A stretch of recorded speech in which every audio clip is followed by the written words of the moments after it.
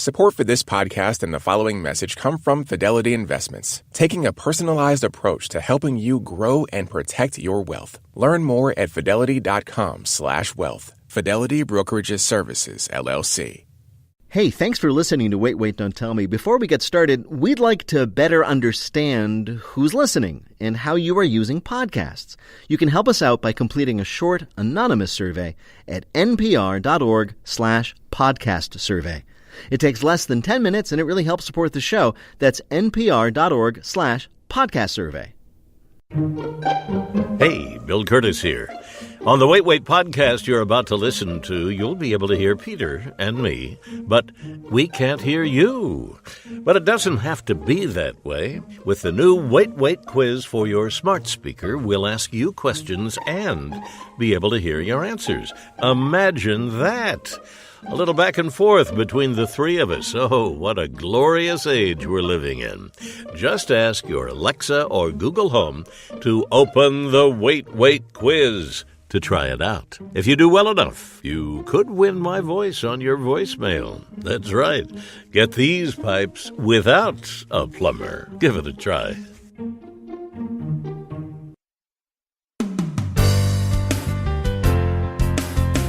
From NPR and WBEZ Chicago, this is Wait, Don't Tell Me, the NPR News Quiz. Hey, EDM fans, get ready for Bill X. I'm Bill Curtis, and here is your host at the Chase Bank Auditorium in downtown Chicago, Peter Sagal. Thank you, Bill. Thank you, everybody. Thank you. Thank you so much for joining us. We have a great show for you today, because later we're going to be talking to one of the legitimate legends of country music, Steve Earle. Now, Steve is not one of those pretty guys in a cowboy hat. No, he is the real deal. Among other things, he's been married 7 times. Now, you might call 6 divorces a sign of personal issues. In country music, they call that research. We know you have problems too, but frankly, we don't want to hear about them. We just want you to call us and play our games, maybe win our prize, the voice of your choice, on your voicemail. The number is 1-888-WAIT. That's 1-888-924-8924. Now let's welcome our first listener contestant. Hi, you are on Wait, Don't Tell Me. Hi, this is Michelle Nolan, and I'm calling from Plymouth, New Hampshire. Plymouth, New Hampshire? We know that. Tell me what you do there in Plymouth. I'm a middle school teacher. Oh, my gosh. You are a braver woman than I could ever be, because middle school is truly hell, is it not? It's colorful. Michelle, let me introduce you to our panel this week. First up, it's a writer and performer you can see in the upcoming final season of Veep. It's Peter Gross. Hi. Welcome. Next, it's a feature writer for the style section of the Washington Post. It's Roxanne Roberts. Hi.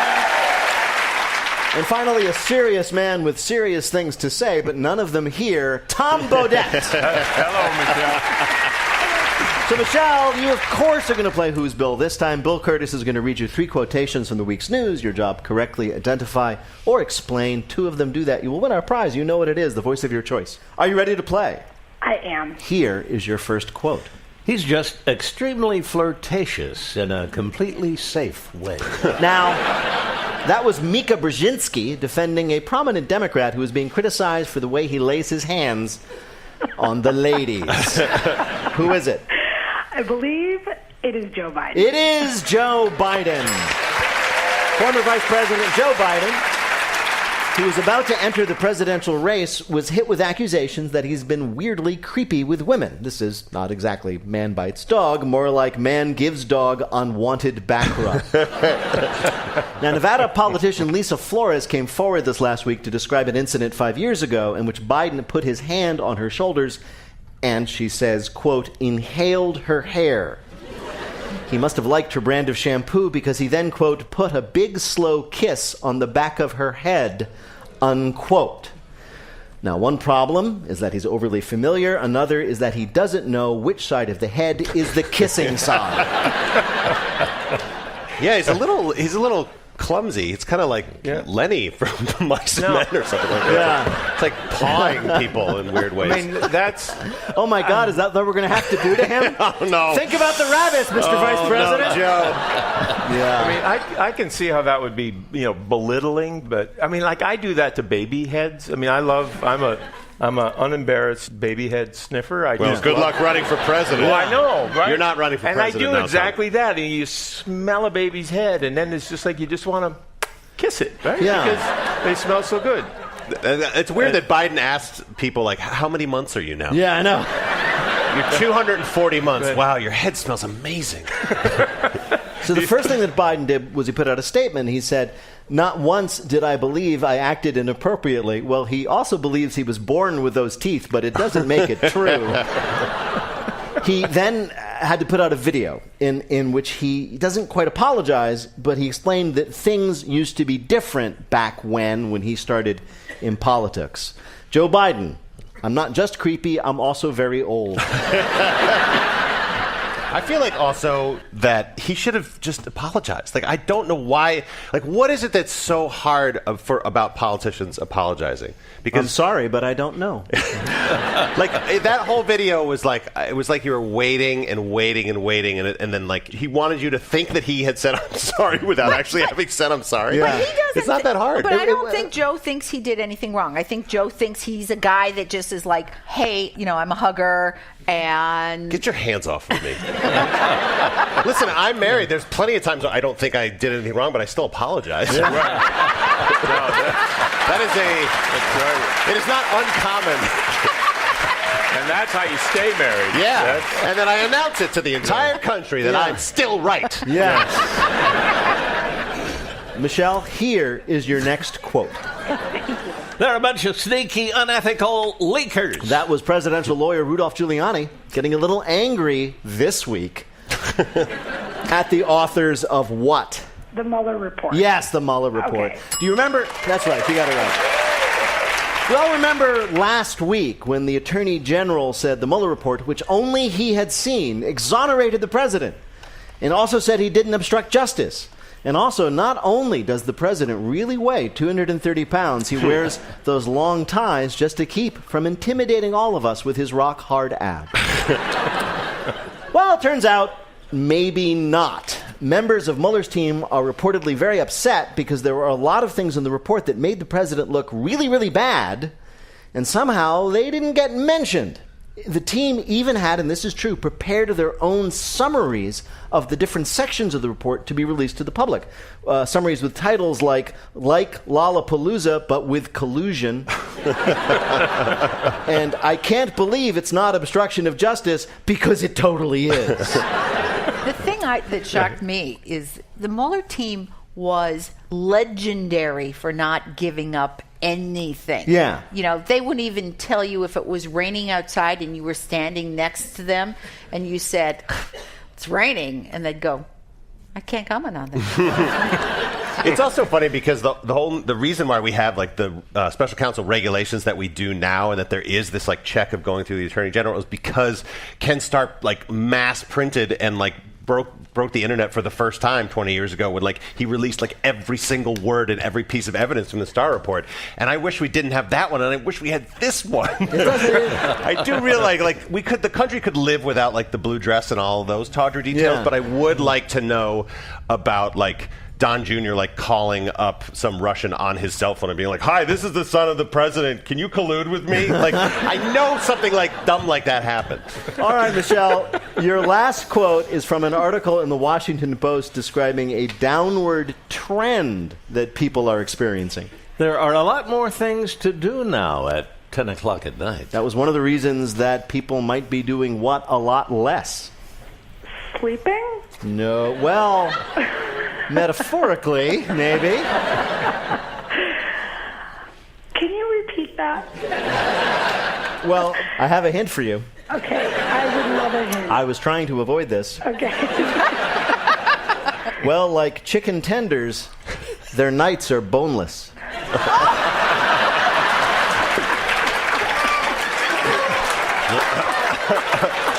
That is clever. Yeah. Anyway, Michelle, do you know it now? I do. Yeah. What do you think it might be then? I think it might be, intimacy. Yes. Yes. I'm glad somebody around here has some class. Yes. Have sex is the answer. More Americans than ever before, about 25%, reported not having any sex at all during the last year, 2018. Well, if you don't count Joe Biden sniffing their hair. And they don't. And it's because there are more things to do well, that people aren't doing people are guessing. each other? What's surprising about this is that, part of the reason is that people get older, right? And people get older, their rate of sexual activity tends to decline, although they still have it, which is probably why the rest of America went, yeah. But those jokes are getting a little harder for me to tell, I should tell you, by the way. But what's different is that young people are also saying, not this year, dear. Now, I was given to believe that... Yes, Tom. That when the young folk would text, want to Netflix and chill, yes. that was like a metaphor for... It turns out it wasn't. They just wanted to actually Netflix and chill, because that, of course, is the other explanation, is that there's so many things to do, including all this streaming entertainment.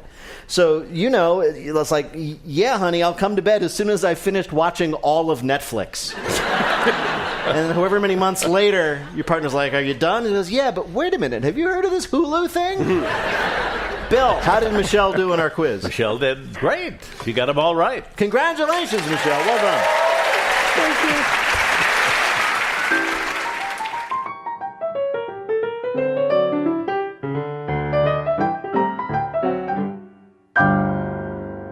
Right now, panel, time for you to answer some questions about this week's news. Tom, researchers in Australia were interested in making the roads safer for cyclists. As a result of their study, they have suggested that we ban what? Spandex. I'm just tossing out ideas here at this point. I need a hint. This is true. They are suggesting instead the phrase, people who cycle. Oh, stop calling them cyclists. Exactly right. Because that's just like objectifying. You have figured it out. Aha. Yeah, there you are. That's exactly right. You may think cyclist is a neutral term, like violinist or sexist. But according to the authors of a study in the Journal of Traffic Psychology and Behavior, cyclist is a dehumanizing term, like cockroach. And it makes it easier for drivers to sideswipe them, feel aggressive, even throw things at them. Like so instead, they are suggesting that instead of saying cyclist, we say people who cycle. As in, I threw a beer bottle at a person who cycles, and boy, was that satisfying. But wouldn't you have to say a person who drives threw a beer bottle at a person who cycles? Yes. No, you'd have to say a person who drives threw a bottle that beers at a person who cycles. Yes. Yeah.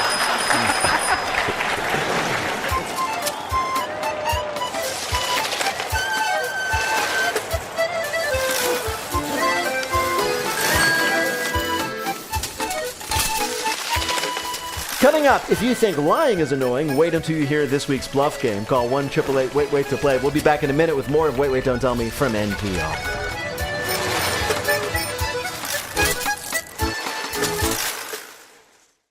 Support for NPR and the following message comes from the NPR Wine Club. Discover hand-selected wines from award-winning vineyards around the world. Learn the stories behind each one and enjoy unique bottles inspired by your favorite NPR shows, all without ever having to leave the house. The club's welcome offer includes a bottle of the delightful all-grapes-considered Pinot Noir. If you're 21 years or older, uncork the fun at nprwineclub.org. Hey, it's Ophira Eisenberg, host of NPR's Ask Me Another, and I'm here to let you know that every Friday in April, we're bringing you an episode that spotlights women in comedy. You'll hear from Retta, the star of NBC's Parks and Recreation, and I'll talk to Russian doll actor Greta Lee and co-creator Leslie Headland, and many more. Listen now.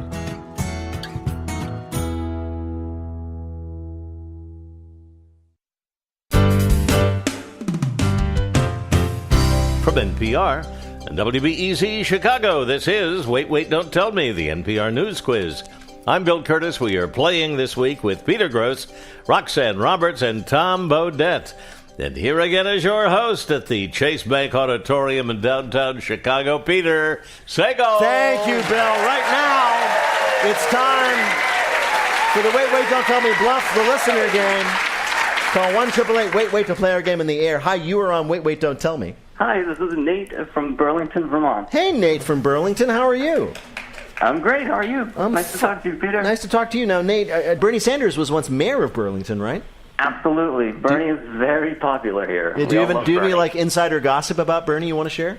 I had a friend a couple years ago who was just going on a hike through the woods, and passing him on the trail the other way was Bernie Sanders. Oh. Did he sniff his head?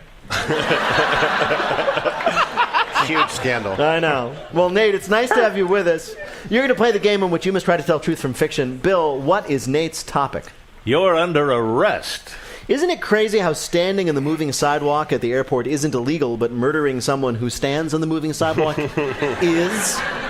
This week we read about something that was once just annoying, now being against the law. Our panelists are going to tell you about it. Pick the one who's telling the truth and you'll win our prize, the waiter of your choice on your voicemail. You ready to play? Oh, yeah. All right, here we go. Your first story of an annoyance made illegal comes from Tom Bodette. When Carol Dahman of San Diego discovered the CVS receipt draped across the kitchen counter, she couldn't resist pulling out her tape measure. Her husband had purchased one single prescription, yet the receipt, she discovered, stretched out at an astonishing 4 feet 8 inches. The height of Olympic champion gymnast Simone Biles. It's also the width of an Antoine Truffle reclining love seat, longer than the legal harvest limit for alligators in Georgia, and about the size of a good number of other random everyday objects you don't think about very much. This receipt is ridiculous and unnecessary, Dahman tweeted, calling for the scrapping of paper receipts for emailed versions. Leaping into action at the ting of a tweet, Democratic Assemblyman Phil Ting of San Francisco introduced a bill that would make emailed receipts the law for businesses grossing more than $1 million a year. Rule breakers could be fined $25 a day and up to $300 a year, which if you're grossing more than $1 million is like nothing. The state already banned single-use plastic bags and mandated that plastic straws be available by request only. If the e-receipt bill passes, California would once again become the first in the nation to crack down on another hidden hazard of our modern lives. They're wasteful and they're toxic, Ting said about the receipts. Their lack of recyclability really makes them problematic. Strong words from a mildly influential man. Rest easy, California. In California, an attempt to make those horrible, long drugstore receipts finally illegal. Your next story of something vexing being verboten comes from Roxanne Roberts. The millionaires and billionaires in Palm Beach are used to getting anything they want. But on this exclusive Florida island, the one thing they can't find is parking. The shortage of public spaces has been a problem for years, but things came to a head last November when Elise Flagger, a descendant of the island's founder, and Susie Herman, third wife of a hedge fund billionaire, got into a fight on Tony Worth Avenue. Elise pulled the front of her Rolls into an open space just as Susie backed her Jag into the same space, and neither would budge. The ensuing brouhaha resulted in disorderly conduct arrests for both women, and a new law passed last month, reports the Palm Beach Daily News.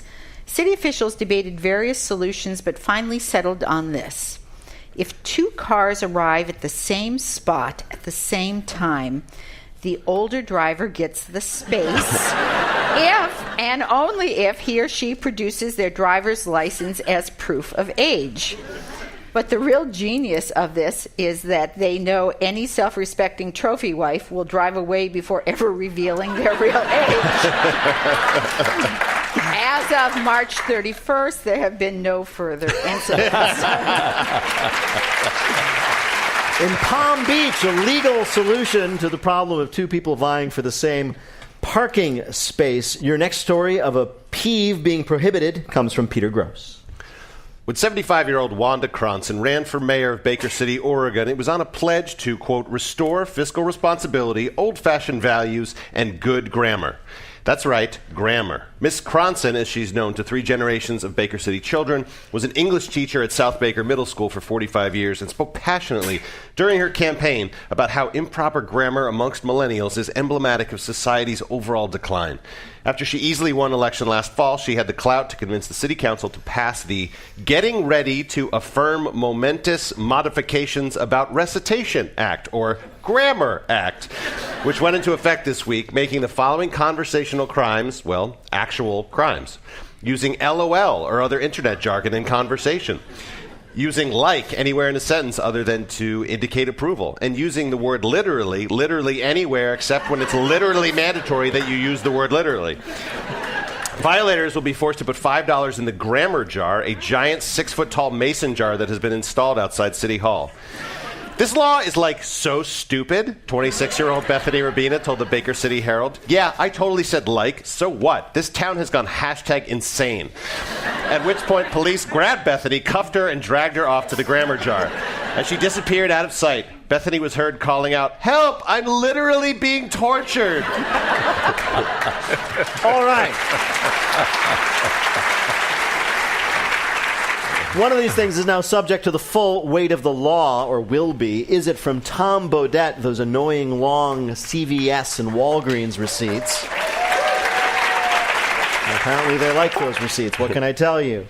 Is it from Roxanne Roberts, parking place disputes are now going to be adjudicated in Palm Beach by age? Or from Peter Gross, actual laws against poor grammar in a small town? Which of these is the real story of laws about what is annoying? I'm going to go with Tom's story about the long receipts. You're going to go with Tom's story about the long receipts being made illegal, perhaps in California. Well, yeah. We are very excited about this because to bring you the correct answer, we actually spoke to the person who was behind this crackdown.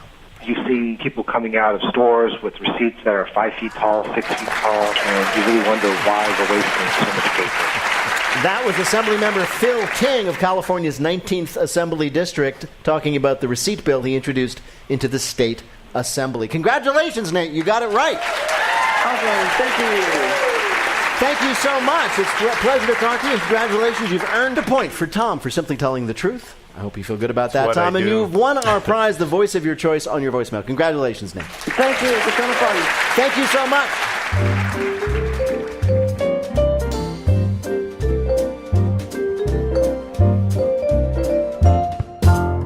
And now the game where we invite people to join us for just about as long as we expect them to want to be here. Steve Earle is the singer-songwriter that other singer-songwriters want to be. He came out of the honky-tonks in Texas and then to Nashville, where he wrote classic country western tunes like Hillbilly Highway and The Devil's Right Hand. So no, this is not easy listening. He has a new album out now. Steve Earle, welcome to Wait, Wait, Don't Tell Me. Let's get one thing right. Country, is that your genre? Is that accurate? Look, I've been called country singer, country rock singer, and folk singer in the New York Times crossword puzzle. So I think really? Wow. Oh, yeah, you have one of those great names with a vowel at the beginning and end. You're all set. My dad, I'm in there a lot. My dad thought I'd finally made it when I made it to the New York Times crossword puzzle. Every week. So. Yeah, well, congratulations. Yeah. You got your start really early. You knew what you wanted to do from a very young age, right? Yeah, I didn't finish school because I regret that now, but I just didn't see how they were going to teach me anything more about what I wanted to do. And my parents were incredibly supportive. I finally dropped out when I was 16, and I started playing coffee houses, and I met all these guys that have been playing folk music for a lot longer than I had, and that's where I first heard of Townes Van Zandt and Guy Clark. And my new record is a record of songs written by Guy Clark, because I made a record of Townes songs 10 years ago, and I do not want to run into Guy on the other side having made the Townes record. Yeah, I understand. He wouldn't like that. We read that you were such a fan of Townes Van Zandt that you actually went to where he was and tracked him down. I did that. I did the same thing with Guy. I tracked Townes down in Houston, and he turns up at my gig. There's about 4 people there, including Townes.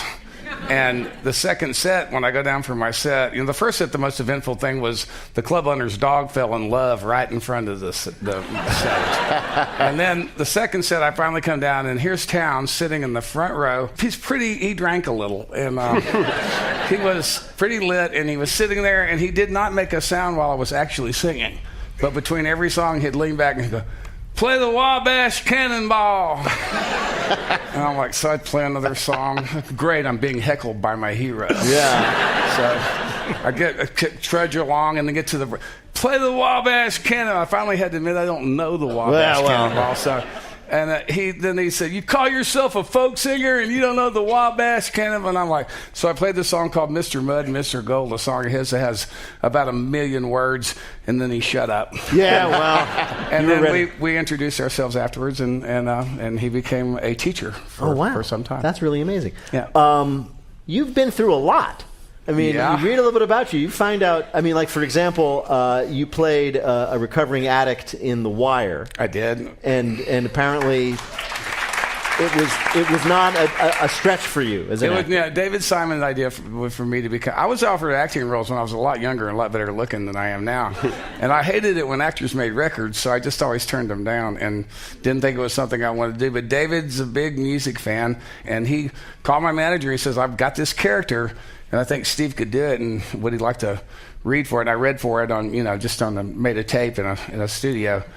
And, it was, I played a redneck recovering addict, so like you said, I didn't have to really act. So. Yeah. We were reading that you live in New York, and the most amazing thing we read is that your enthusiasms in New York are yoga and Broadway musicals. That's pretty much it, yeah. And baseball.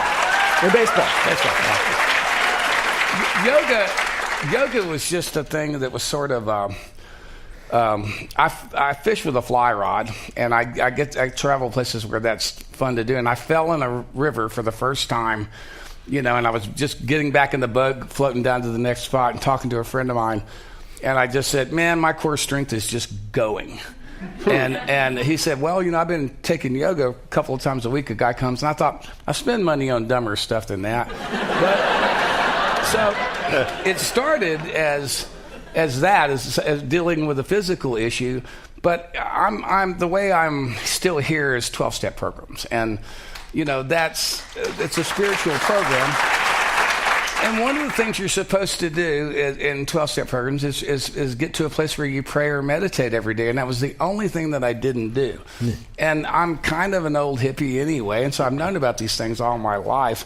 But through that association, I met a yoga teacher in New York, and started studying with her. I'm on blocks and, a lot of cheating going on because I started when I was 60. Yeah, I understand that.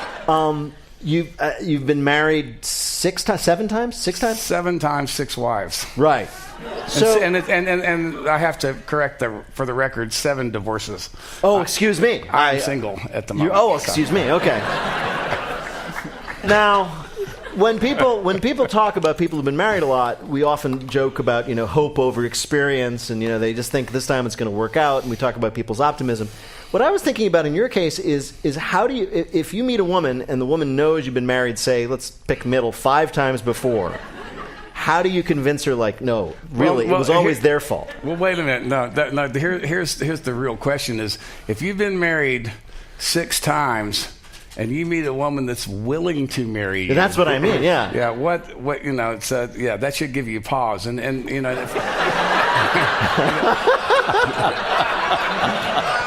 I'm finally starting to get it. Yeah. Okay, so let me ask a question. Elizabeth Taylor was married so many times because she liked being married. Do you like being married?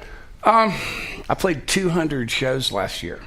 That's shows. That's nights that I actually performed. So whoever was married to me probably didn't like it all that much because I was gone about half the time. And I didn't really know what really being married was like the way that most people did because I got my own room for over half of my life. The whole time Steve, have you met Roxanne? I did meet Roxanne. Yeah, I know, yeah. Well, Steve Earle, we've invited you here to play a game we're calling... Steve Earle, meet Steve Urkel. As I'm sure you remember, you've been around. Yeah. Uber nerd Steve Urkel was one of the most popular TV characters of the 1990s in the show Family Matters.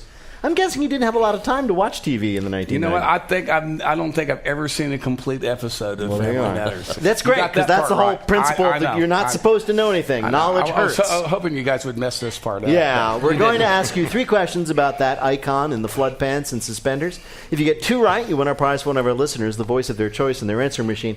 Bill, who is Steve Earle playing for? Brian Hines of Pleasant View, Tennessee. All right. Wow. You ready? Cool. Here's your first question. Now, the popularity of the character of Steve Urkel was great for the actor and the TV show, but bad for whom? A, the actual Steve Urkel, for whom the character was named, who spent a decade enduring jokes and disappointment that he didn't talk funny. B, the belt industry, as Urkel's suspenders caused a 40% decrease in sales. Or C, speech therapists who had to deal with people trying to talk like Urkel. Oh, well, let's say B. You're going to go for B, the belt industry? Yeah. People stopped buying belts because the suspenders were so sexy? Yeah. No, it was actually the real Steve Urkel. The real Steve Urkel. There was a real guy named Steve Urkel Urkel who the character was named for, and he did not enjoy it after a very short while. 2 more chances. Here's your next question. Urkel's popularity led to a number of branded products, including which of these? A, Steve Urkel nerd glasses with masking tape pre-applied. B, Urkel O's breakfast cereal. Or C, an automated chess player called the Mechanical Urk. Breakfast cereal, I guess. It is the breakfast cereal. Yay! Last one for all the marbles. Jaleel White, the actor who played Urkel, went on to have the usual struggles of an actor associated with one role. He tried appearing on Dancing with the Stars, but what happened? A, asked to dance in flood-high pants and suspenders, he swore and stomped off the set. B, he was so obnoxious to other participants it became known as Jerkle.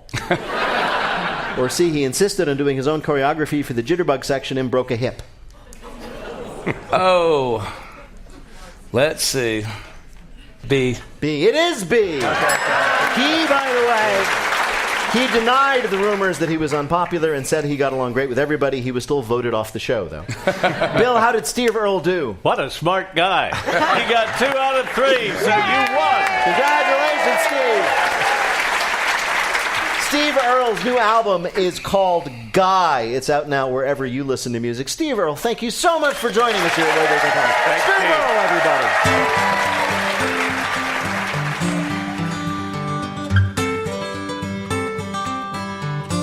In just a minute, if this lily pad is rockin', don't come knockin' in the Listener Limerick Challenge. Call 1-888-WAIT-WAIT to join us on the air. We'll be back in a minute with more of Wait, Wait, Don't Tell Me from NPR.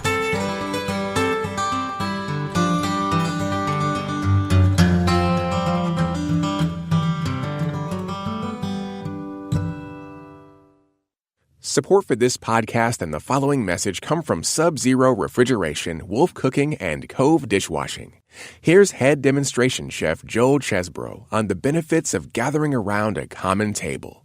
One of the beautiful things about being a chef is that I can use those resources to bring people together around a delicious meal. This is what food does. Allow you to have these wonderful moments of human interaction. Cook, create, and live deliciously with Sub-Zero Wolf & Cove. Visit subzero-wolf.com.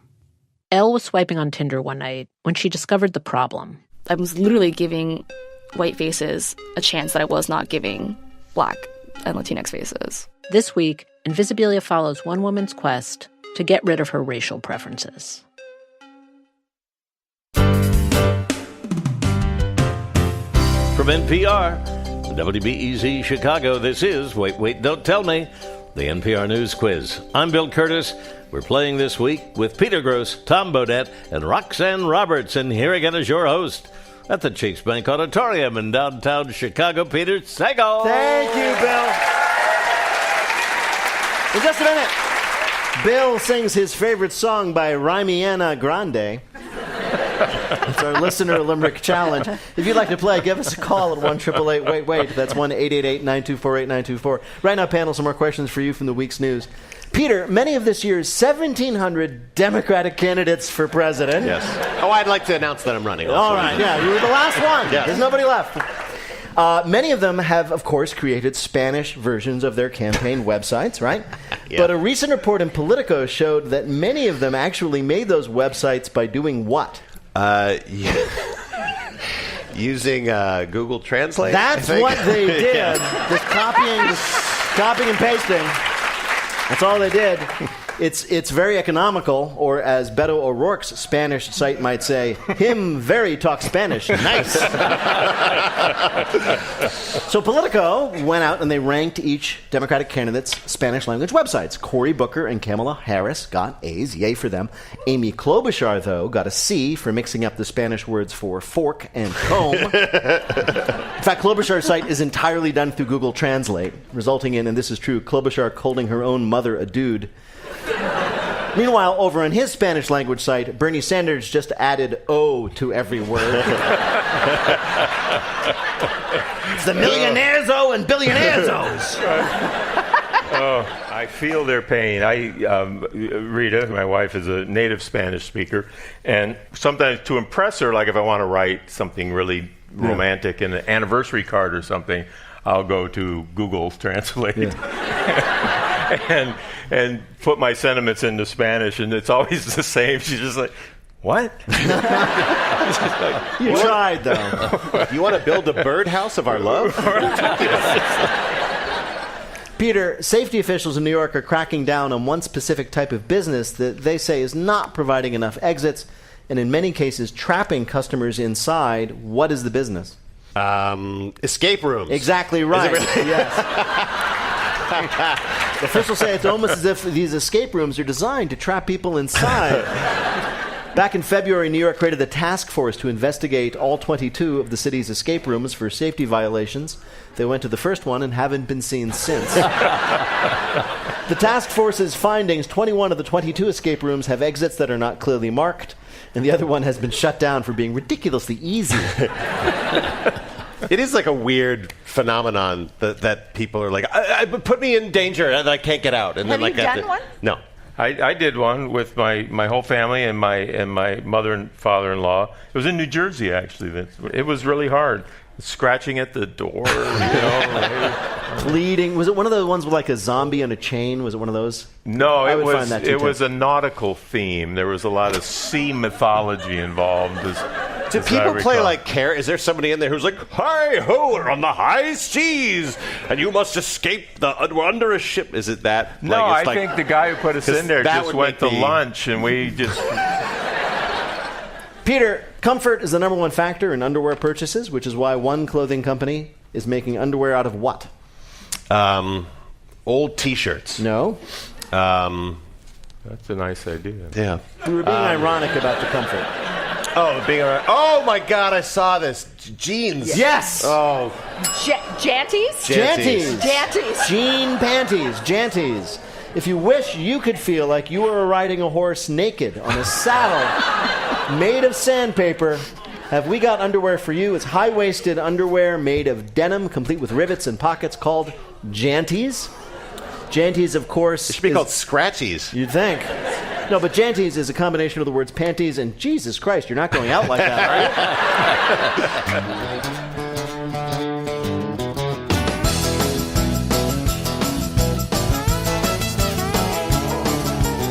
Hey, sorry to bug you about this again, but I'm really insecure and need validation.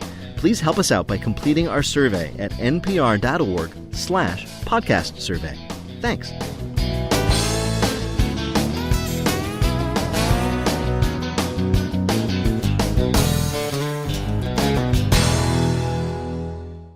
Coming up, it's lightning fill in the blank, but first it's the game where you have to listen for the rhyme. If you'd like to play on air, call or leave a message at 1-888-WAIT-WAIT.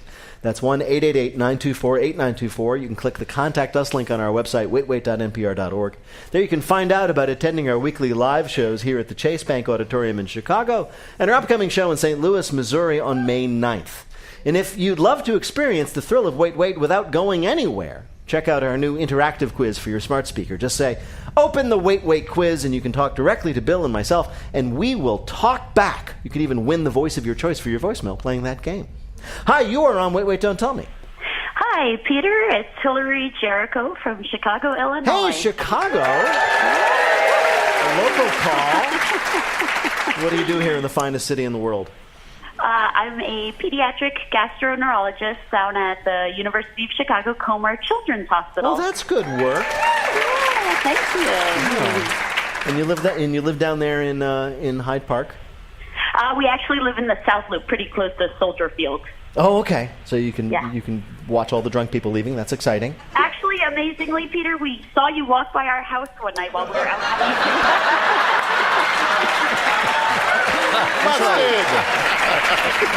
I hope I wasn't singing. Well, welcome to the show, Hillary. Thank you. Bill Curtis is going to read for you 3 news-related limericks with a last word or phrase missing from each. If you can fill in that last word or phrase correctly, 2 of the limericks will be a winner. You ready to play? I am. All right, here's your first limerick. To ruthless, blood-sucking banditos, We humans are just big burritos. But play them some Skrillex, and they will not drill-X. It kills food and sex for... Mosquitoes? Yes, mosquitoes.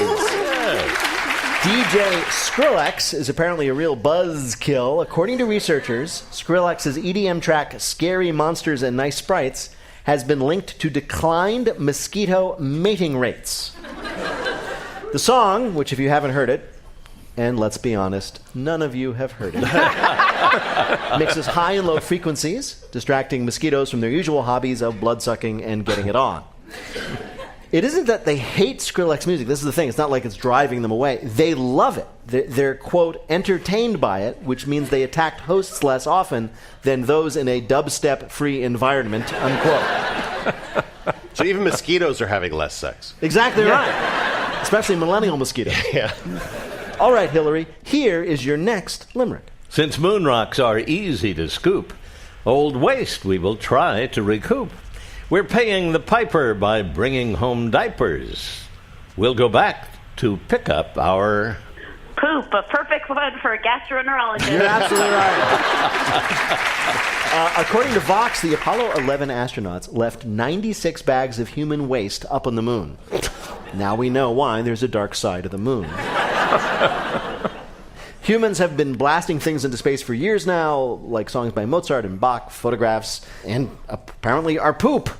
Scientists want to go back to pick up the moon poop to research how living microbes have fared in space over the last 45 years or so. Oh.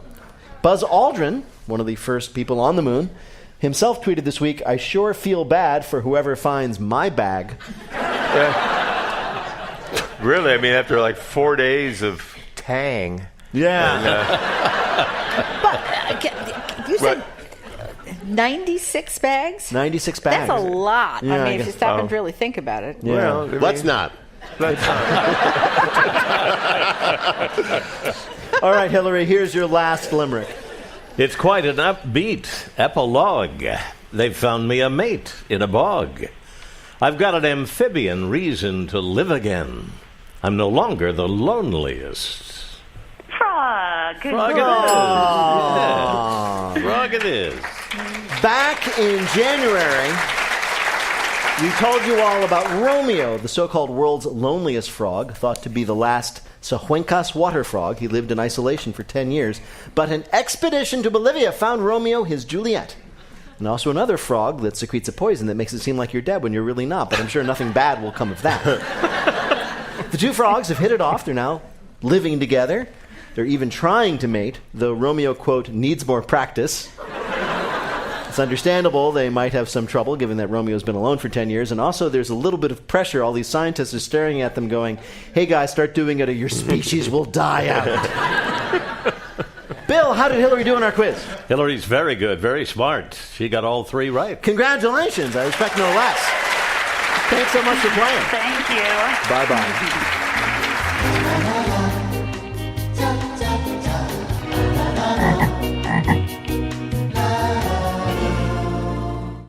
Support for Wait, Wait, Don't Tell Me and the following message comes from The New Yorker, featuring rigorous reporting from writers such as Ronan Farrow, Jelani Cobb, and Amy Davidson Sorkin. Discover insightful stories on topics including news, politics, and culture. Subscribe for unlimited digital access to NewYorker.com and the weekly print edition, and save 50% off today. Wait, Wait, Don't Tell Me listeners will also receive the iconic New Yorker tote bag when you go to NewYorker.com/wait and enter the code WAIT.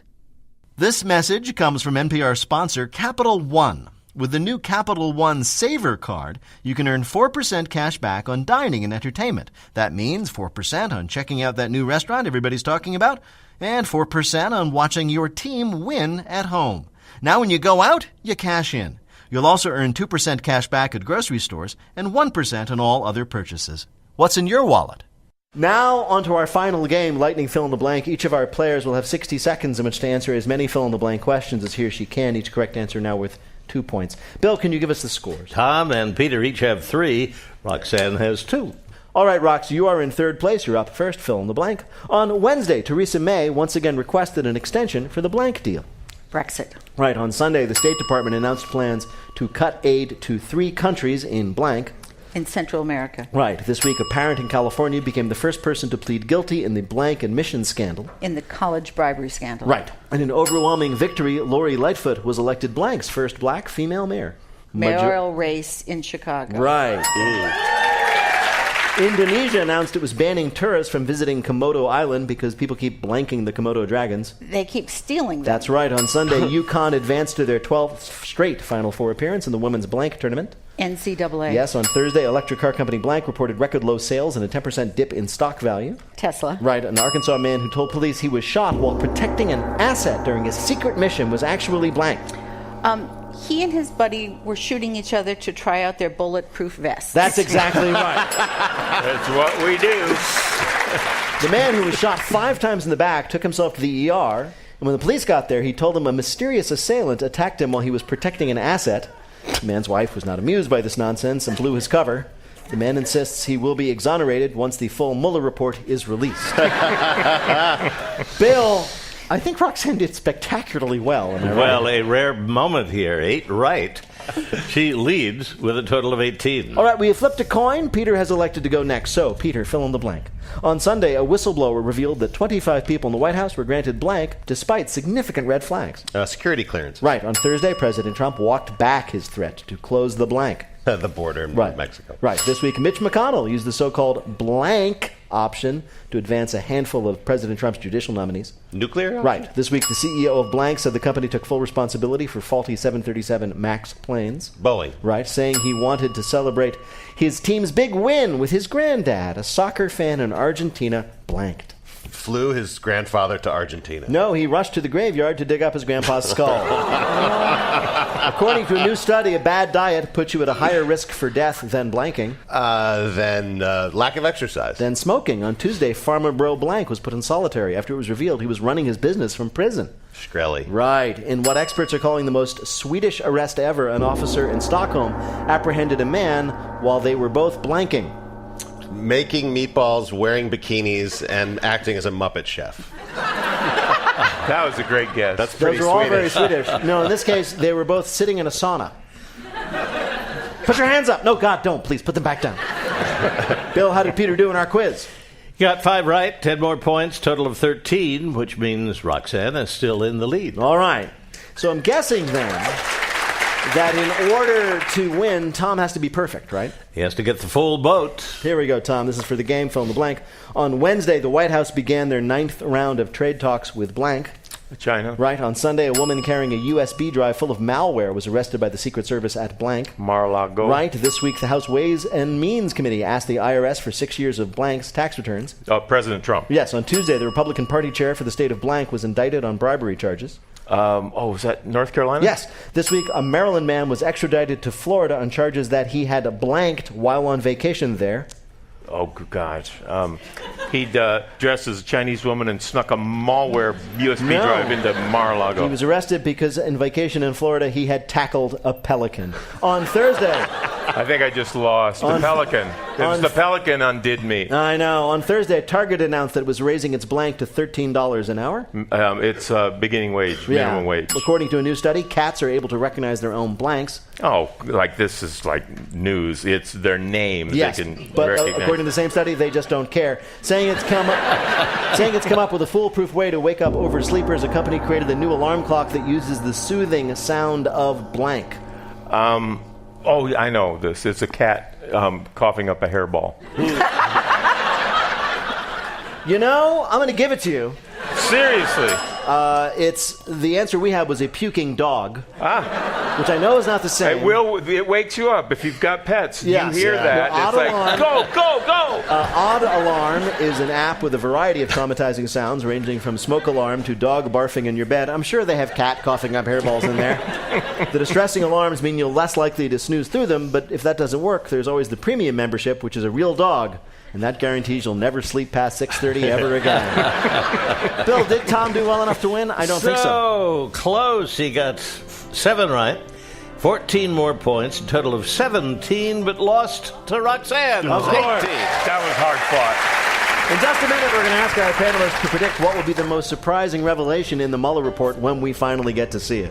Special thanks this week to Stock and Ledger for feeding us. Wait, Don't Tell Me is a production of NPR and WBEZ Chicago in association with Urgent Haircut Productions, Doug Berman, Benevolent Overlord. Philip Goedeke writes our limericks. Our public address announcer is Paul Friedman. Our house manager is Tyler Green, assisted by Simon Tran and Mary D'Olio. Our interns are Alex McOwen and Rachel Klepper. Our web guru is Beth Novi. BJ Liedemann composed our theme. Our program is produced by Jennifer Mills, Miles Dornbos, and Lillian King. Our love language is Peter Gwynn. Technical direction is from Lorna White. Our business and ops manager is Colin Miller. Our production coordinator is Robert Newhouse. Our senior producer, that's Ian Chillog, and the executive producer of Wait, Don't Tell Me is Michael Danforth. Now, panel, what will be the big shocker in the Mueller report, if and when we see it? Tom Bodette. One entire page will be redacted except for 3 scattered words: duck, parade, and sphincter. Investigations ensue. Roxanne Roberts. We'll find out the body of Jimmy Hoffa is buried in New Jersey under the 18th hole at Trump Golf Course. And Peter Gross. There's a reason that you've never seen the two of them in the same room. Steve Earle and Steve Urkel are actually the same person. He was just feigning ignorance. Yes. Well, if any of that happens, we'll ask you about it on Wait, Don't Tell Me. Thank you, Doug Curtis. Thanks also to Tom Bodette, Roxanne Roberts, and Peter Gross. Thanks to all of you fabulous people for listening. I'm Peter Sagal. We will see you next week from San Antonio, Texas.